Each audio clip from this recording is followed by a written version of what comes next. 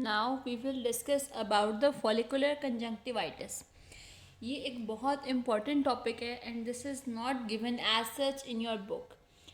ये पूछ लिया जाता है आपसे स्पेशली इट्स टाइप्स, तो तब आपको पता नहीं चलता।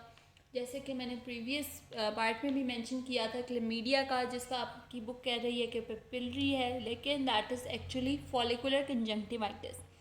जब भी कोई बात में ऐसे तजाद आएगा, you have to follow Jogi and not Jatoi, जो कि बुक हम आमतौर पर फॉलो कर रहे हैं बाकी चीज़ों के लिए।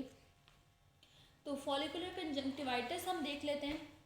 फॉलिकल क्या होता है, जो कि मैंने पहले भी मेंशन किया था कि ये रेज्ड म्यूकस मेम्ब्रेन यानी कि कंजंक्टिवा है, और इसकी जो कोर है उसमें हमें नज़र आएगा लिम्फॉइड फॉलिकल्स। तो ये हो जाता है फॉलिकुलर कंजंक्टिवाइटिस। और अगर इसी कोर में हमें फाइब्रोवास्कुलर टिश्यू नज़र आ जाए तो ये पेपिला होगा। सो यहाँ पे हम डिस्कस कर रहे हैं फॉलिकुलर कंजंक्टिवाइटिस। यहाँ सेम साइंस एंड सिम्टम्स है, that is irritation, discomfort, foreign body sensation. इसके अलावा जो विजुअली हमें चीज़ नज़र आ रही है that is multiple follicles specially in the lower fornix. वैसे तो दूसरी जो है अपर फॉर्निक्स में भी नज़र आ सकते हैं, लेकिन जो ज़्यादातर हमें नज़र आएंगे that is in the lower fornix.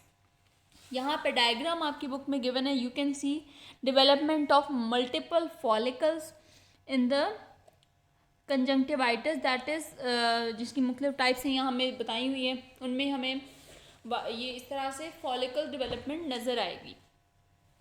इसकी आगे हम डिटेल्स देख लेते हैं। इसकी टाइप्स की बहुत इंपॉर्टेंट है, इसको आपने एज सच ही लिखना है। इंक्लूजन कंजंक्टिवाइटिस हमें कहाँ नज़र आएगा, इंक्लूजन बॉडीज़ का आगे हमने जिक्र किया था, दैट इज़ क्लेमीडिया। बस यहाँ पे अगर क्लेमीडिया मेंशन कर दिया तो बात ही ख़त्म होगी। क्लेमीडिया को हमने बहुत डिटेल से डिस्कस किया है। इसमें हमें फॉलिकुलर रिएक्शन नज़र आएगा, इंक्लूजन बॉडीज़ इसका डायग्नोस्टिक पॉइंट है। इसमें कॉम्प्लिकेशंस में इन्वॉल्वमेंट होती है किसकी, कॉर्निया की और आइरिस की। इसके अलावा हमने ये देखा था कि क्लेमीडिया से रिलेटेड किसकी टाइमिंग इम्पॉर्टेंट है। इन्फेंट की इन्वॉल्वमेंट में अगर हम क्लिनिकली देखें तो क्लेमीडिया का इन्फेक्शन हमें कब नज़र आएगा, गोनोकॉकल इन्फेक्शन फर्स्ट वीक में होता है। 1 to 3 वीक्स तक अगर कोई बैक्टीरियल इन्फेक्शन जा रहा है तो that will be chlamydia. So inclusion bodies से related inclusion conjunctivitis is included in the follicular conjunctivitis. Next important one is epidemic kerato conjunctivitis. यहाँ पे एक नाम हमने याद रखना, that is adeno virus. Adeno virus की आगे स्ट्रेन्स भी आपने याद रखनी है, दैट आर 3, 7, 8 एंड 19। यही स्ट्रेन्स हैं जो आगे करी हैं एपिडेमिक केरेटो कंजंक्टिवाइटिस। ये क्यों इम्पॉर्टेंट है, बिकॉज इससे नेक्स्ट टाइप में भी एडिनो वायरस ही इन्वॉल्व है, लेकिन यहाँ पे स्ट्रेन्स डिफरेंट हैं। यहाँ पे कौन सी स्ट्रेन्स हमें नज़र आएंगी, 3, 4 एंड 7। ये इसके बारे में जितनी जितनी बातें मैं बता रही हूँ इतनी ही याद रखनी है। एपिडेमिक केरेटो कंजंक्टिवाइटिस नाम से पता चल रहा है ये एपिडेमिक फॉर्म में ही नज़र आएगा। आशोब चशम आमतौर पे एपिडेमिक केरेटो कंजंक्टिवाइटिस को ही हम कह रहे होते हैं, एडिनो वायरस का ही इन्फेक्शन है। इसके अलावा फेरिंगो कंजंक्टिवल फीवर। यहाँ पे क्या होगा कि अगर आपको साइंस एंड सिम्टम्स दिए जाएँ तो आपको कंजंक्टिवाइटिस प्लस फीवर की उसने बात की होगी। तो ये दो चीज़ें जहाँ भी जिस भी सिनेरियो में मेंशन हो, that is very clear, this is adenovirus infection, that is pharyngo conjunctival fever या pharyngo conjunctivitis caused by adenovirus. Strains आपसे पूछेंगे, यही स्ट्रेन्स आपने मेंशन करनी है जो यहाँ मैंने बताई हैं। उसके बाद आता है एक्यूट हर्पेटिक कंजंक्टिवाइटिस, जिसको हमने थोड़ा बहुत देखा था इन द नियोनेटल कंजंक्टिवाइटिस। यहाँ पे क्या होगा कि आमतौर पे यंग पीपल इन्वॉल्व होते हैं या फिर इन्फेंट्स इन्वॉल्व होते हैं। यहाँ पे आपने आगे कॉर्निया के चैप्टर में जो अभी हमने स्टार्ट नहीं किया, लेकिन अगर आपने पढ़ा हो तो आपको पता होगा कि कॉर्नियल इन्वॉल्वमेंट भी होती है हर्पीस के केस में। और इसके अलावा जो वेजिकल डेवलप होते हैं स्किन पे, वो पर्टिकुलर होते हैं with respect to the herpes simplex virus, तो वो सारे हमें वेजिकल नज़र आएंगे। कंजंक्टिवाइटिस तो है ही है, इसके अलावा कॉर्नियल इन्वॉल्वमेंट भी नज़र आएगी। कॉर्नियल इन्वॉल्वमेंट क्या होगी, डेंड्रेटिक अल्सर होता है। ये अभी यहाँ पे सिर्फ ये नाम ही याद कर लें, इसको हमने डिटेल से देखना है इन द कॉर्निया। तो ये डेंड्रेटिक अल्सर हो गया और साथ में कंजंक्टिवल इन्वॉल्वमेंट भी है। तो ये जब हमें 3-4 चीज़ें इकट्ठी नज़र आएंगी, साथ में वाटर डिस्चार्ज होगा बिकॉज ये वायरल है, तो इसको हम कहेंगे acute herpetic conjunctivitis. Newcastle conjunctivitis Newcastle virus होता है जिससे ये कॉज होगा, and it is spread by infected fowls. इसके बारे में इतनी ही बात याद रखनी है और इसका वायरस पता होना चाहिए। सो ये कुछ इंपॉर्टेंट टाइप्स हैं ऑफ द फॉलिकुलर कंजक्टिवाइटिस। अगर इसका क्वेश्चन आता है तो आपने इसको एज इट इज़ ही लिखना है, जितनी बातें बताई हैं वो ही मेंशन करनी है। अब अगर हम कॉम्प्लिकेशंस की बात करें तो ये जो फॉलिकल डेवलप होंगे, जो हमने आगे देखा फॉलिकल का स्ट्रक्चर होता है जिसमें लिम्फॉइड फॉलिकल नज़र आएंगे, ऊपर कंजंक्टिवा होगा, तो ये फॉलिकल्स जो है ना, अगर डिजीज़ हो सकता है आपका जो है वो प्रोग्रेस करना रुक जाए, उसके सिम्टम्स ख़त्म हो जाएं, स्प्रेड नहीं कर रहा, प्रोग्रेस नहीं कर रहा, लेकिन these follicles may persist for years. ये फौरी तौर पर हो सकता है ठीक ना हो, लेकिन ये आहिस्ता आहिस्ता खुद ही ठीक होंगे और they heal without leaving any scar. इसका ये इम्पॉर्टेंट पॉइंट है रिगार्डिंग द फॉलिकल्स। इसके अलावा अगर ये सारी फॉलिकल्स की बात होगी तो बाकी सारे आएंगे, फिर इनके पर्टिकुलर पॉइंट्स में से कोई बात मेंशन हो तो उससे हम सिनेरियो पिक कर सकते हैं। अब अगर हम इसकी बात करें इसके ट्रीटमेंट की, सबसे पहले हमने देना है इसका ट्रीटमेंट, मैं इधर ही लिख रही हूँ, आपने इसको देख लेना है। एक इसकी बात यह है कि फॉलिकुलर कंजंक्टिवाइटिस आमतौर पे एडिनॉइड्स, टॉन्सिल्स या अपर रेस्पिरेटरी ट्रैक इन्फेक्शन के साथ इन्वॉल्वमेंट हमें नज़र आएगी। जैसे हर्पीज़ में तो हमने बात की ना कि फेस पे आपको वेजिकल्स नज़र आ रहे हैं, इसके अलावा इन बाकियों में भी या अपर रेस्पिरेटरी ट्रैक की एडिनॉइड्स, टॉन्सिल्स की इन्वॉल्वमेंट हो सकती है। फर्स्ट ऑफ ऑल अगर हम आई की कंडीशन की बात करें तो हमने पहले देने हैं एस्ट्रिंजेंट ड्रॉप्स ताकि जो इरिटेशन है वो ख़त्म हो। उसके बाद हमने जो जनरल बातें देखनी है, जनरल हेल्थ एंड न्यूट्रिशन, जो जनरल हाइजीन है आई की, हमने वो मेंटेन करनी है। उसके बाद हमने इन जो एडिनॉइड्स या इन्वॉल्व हैं या टॉन्सिल्स या जो भी चीज़ इन्वॉल्व है, हमने उसको ट्रीट करना है।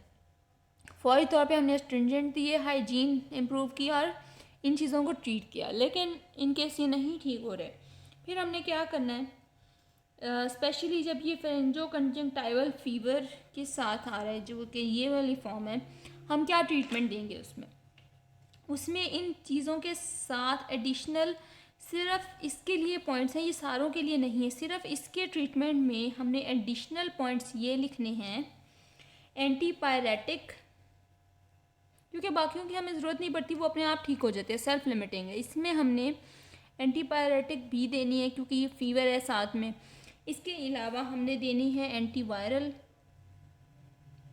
इनमें से किसी केस में, नॉट दिस वन, ये बैक्टीरियल है, बाकी इनमें हम किसी भी केस में तब देंगे, और इसमें तो हम साथ मेंशन करेंगे एंटीबायोटिक। इसमें हम एंटीवायरल तब देंगे जब ये ट्रीट नहीं हो रहा, जो कि आमतौर पे कोई स्टबर्न केस ये वाला होता है। यहाँ हमने एंटीबायोटिक दे दिए, एंटीवायरस दे दिए, और साथ में हमने जो है फेरेंजाइटिस है उसको आप प्रॉम्प्ट ट्रीटमेंट करना है। बस आपने ये लिख देना है, इसका ट्रीटमेंट आपने फेरेंजाइटिस का करने नहीं यहाँ बैठना है, यहाँ हम आई की बात कर रहे हैं, आपने बस ये लिख देना है कि we will also go for the treatment of pharyngitis. उसमें वो एंटीबायोटिक्स वगैरह ये जो कुछ भी है वो हम हमारा कंसर्न नहीं है यहाँ पर। So this is about the follicular conjunctivitis. इसके बाद आ जाता है topic viral conjunctivitis.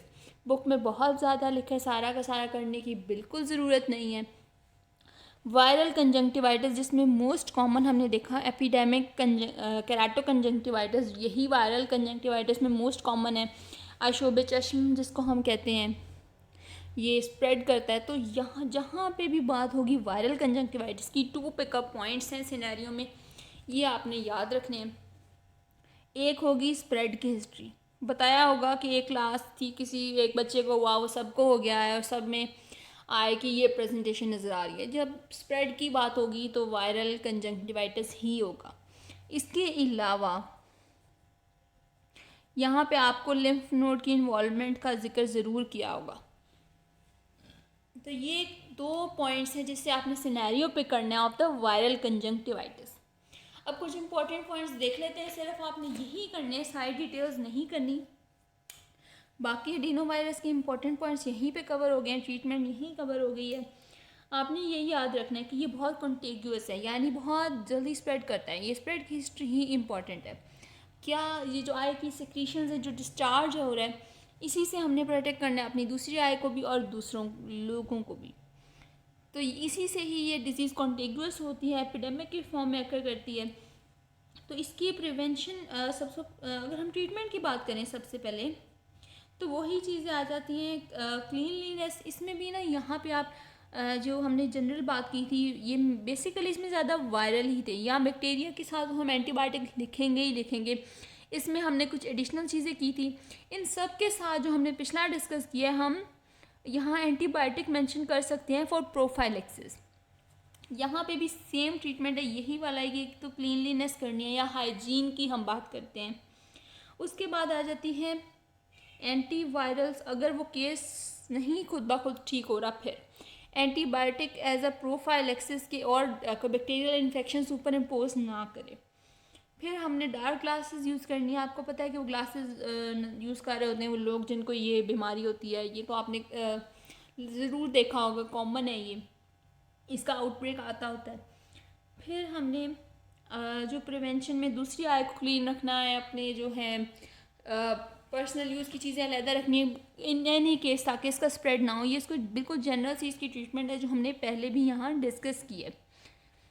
So this is about the viral conjunctivitis. इससे ज़्यादा डिटेल की ज़रूरत नहीं है, बाकी जितनी डिटेल्स थी वो मैंने आपको बता दी। वायरल के अंदर ही ये लास्ट 4 पार्ट जो हैं टाइप्स, ये इसी के अंदर आएंगी। और फॉलिकुलर की बात करें तो इंक्लूजन को हम डाल के बाकी ये इसकी 5 टाइप्स बना देंगे। So this is about the follicular conjunctivitis and the viral conjunctivitis. So we will continue the topic of conjunctivitis or conjunctiva in the next part.